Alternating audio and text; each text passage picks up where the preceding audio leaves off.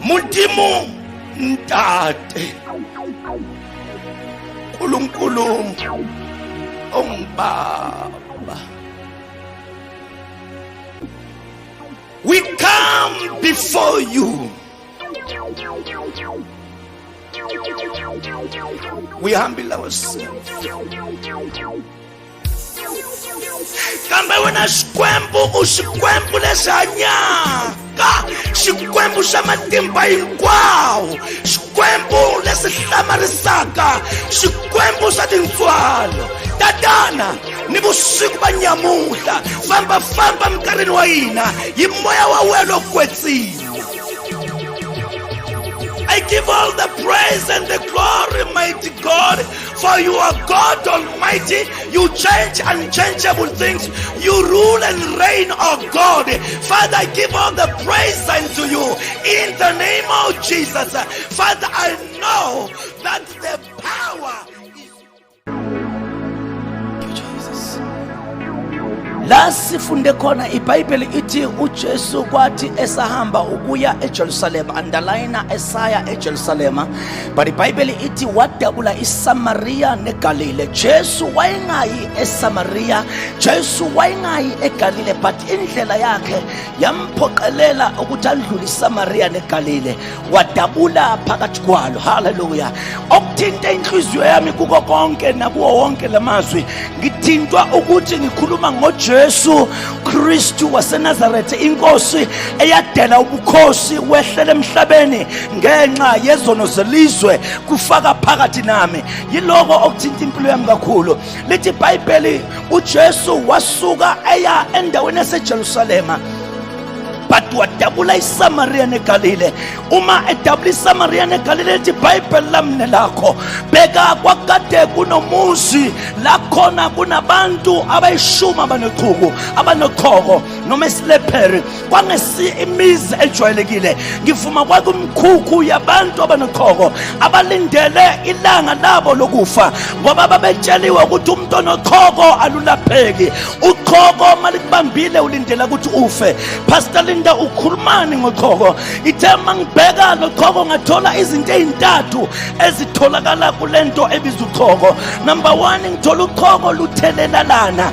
Ngabe ngiyabheka kwesibili ngathola uchoko ukuthi alulapheki, alunanyanga, yayilapha ngeensuku zokubhalwa kweBhayibheli. Yabe ngibona okunye ukuthi uchoko number 3 lo lehlukanisa. Ngabheka umhlaba esiphila kuona ukuthi isifo esifana nochoko isiphi na. Angizange ngathola kuyi-asthma, angizange ngathola kuyi-pneumonia, angizange ngithole kuyi-AIDS, ngoba i-AIDS noma umuntu egula ephethwe yiyo uze afe bembamba beya naye enzansi enhla bezama impilo uzomphefumulo uphume. But onochoko wayethe mayibanjwe uchoko engakabi ngamathambo, engakondi, nathi adiscover yena, odokotela bengakamboni, abapriest bengazi, wayekumele aphume phakathi kwabantu ahamba ayohlala yedwa. Indawo ukuhlala kwakhe yayingaphandle kwehlane, lapha wayehlala khona kwakumele angahlala thule, kwakumele avule umlomo athi ngingcolile. Ukuphila kwakhe konke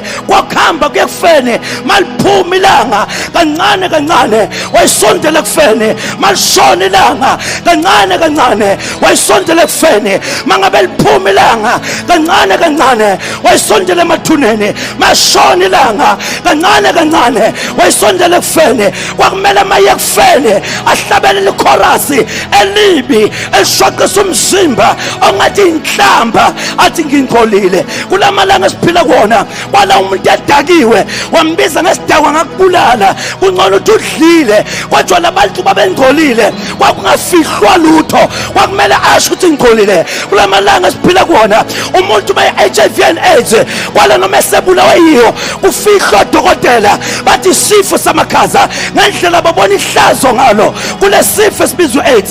But onochoko kwakumele ahlabelele amemeze umphakathi uzwe ukuthi senginochoko, senginesilephero. Kwakumele mayihlabelela agijima aphumele ngaphandle.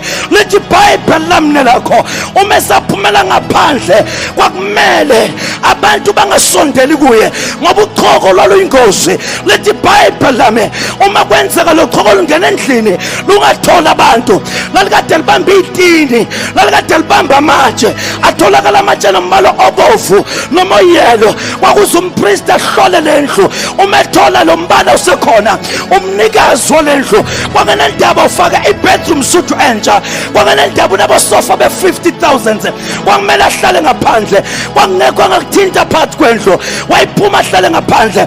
Umpriest wamnika 7 days, uma 7 days iphela lo mbala usekhona kwakumele ivalwe indlu, ahamba awuqalela phansi akhe enye indlu.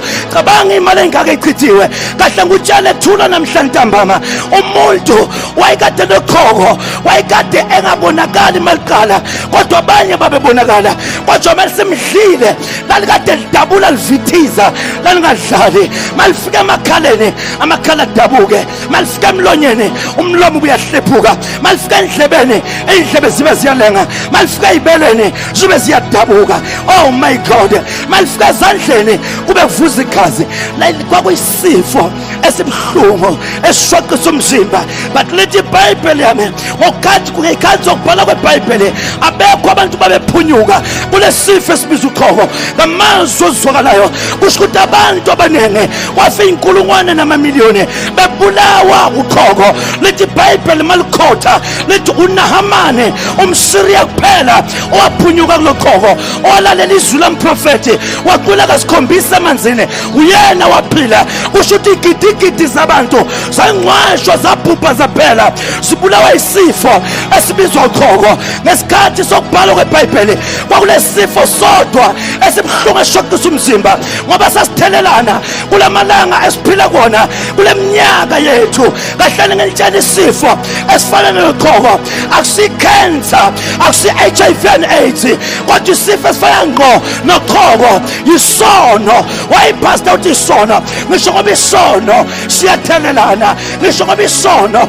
asinanyanga kulo mhlaba ngaphandle kaJesu, ngisho ngoba isono siyehlukanisa.